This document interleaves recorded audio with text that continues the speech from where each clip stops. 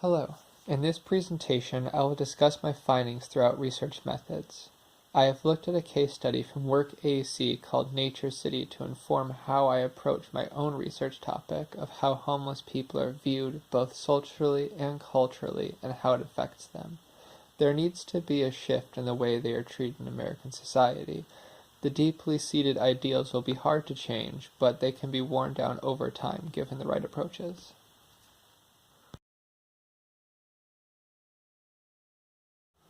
The issues that homeless people face are many, and the ideas that drive those issues are deeply ingrained in American culture. Looking at my selected case study, Nature City, the topic that was being researched was issues with contemporary housing development, which is also a complex and ingrained topic. Work AC approached this topic by pulling it apart into separate elements that could be closely and specifically analyzed. In doing so, the Nature City project was able to identify the primary issues of excessive land consumption, lack of affordability, destruction of the natural environment, and separation of use groups. So instead of tackling the nebulous issue of contemporary housing development, Work AC was able to work with these comparatively simple elements that could be more easily researched. Rather than asking about my broad topic, I worked similarly to how the Nature City project was approached, by observing various elements that play into how homeless people are viewed by American society. The way that the city approaches regulation and where people can and cannot sleep targets homeless people and attempts to force them into the crevices of the city or to any other place where they can be ignored.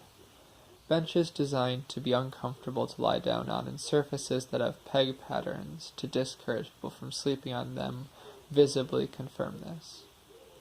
The fact that there are more vacant homes in America than homeless people is also indicative of significant issues with American society.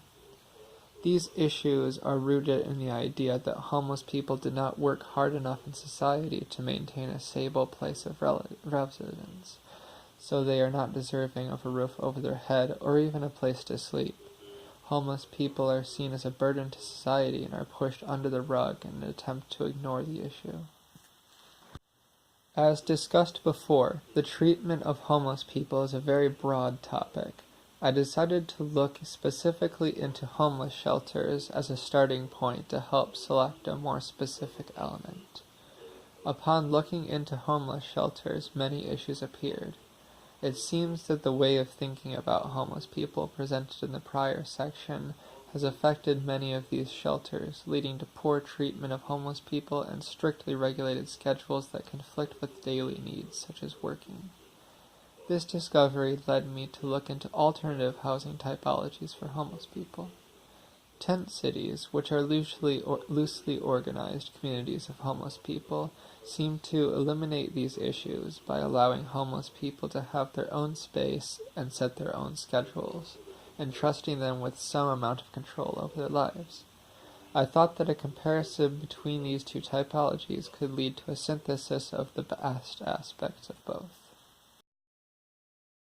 Research is always conducted with some intention and a connection to various contexts. These intentions and connections provide ways for the research to impact real-world scenarios. Work AC had a few contexts in mind when designing Nature City that helped give the project purpose. They looked at how contemporary housing developments affected the natural environment, urban fabric, and class structure. By taking stances on these contexts informed by their research, Work AC developed a design that would make significant changes in a directed and informed manner. In my own research topic, I first looked at how homeless shelters are programmatically structured.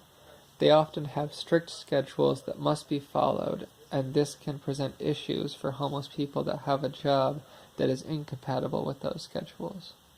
This often leads to homeless people who have jobs not being able to secure a spot at a shelter. As things are, having a job as a homeless person limits housing options. This should change to be more accommodating and encouraging to those who are trying to make a living for themselves. A more deeply rooted issue is that of American ideals. They often lead to an inaccurate portrayal of homeless people and perpetuate incorrect ideas in general. In particular, the idea that if one works hard enough they will be successful. This idea leads people to the conclusion that homeless people should have just worked harder, which is often inaccurate and does not account for contextual factors that affect people's lives. These issues are deeply seated and lead to stereotypical assumptions that are often incorrect. I also looked at how the strictly regulated schedules of homeless shelters might affect a person's mental health and sense of freedom. As things are, many homeless people do not even have the option to work a job if they want guaranteed housing at a shelter. The freedom that comes with living in a more loosely scheduled community guarantees that they can do what they need to try to make a living, and that they have some sort of control over their lives. Control is significant because many homeless people feel they do not have any in their lives. They have lost a place to live, and with it, their independence. There needs to be a shift in the way homeless people are viewed and treated in American society. The deeply seated ideals present a view of homeless people that is both incorrect and harmful to the people they affect. By analyzing the issue more closely and looking at the specific elements that comprise it, solutions will become available.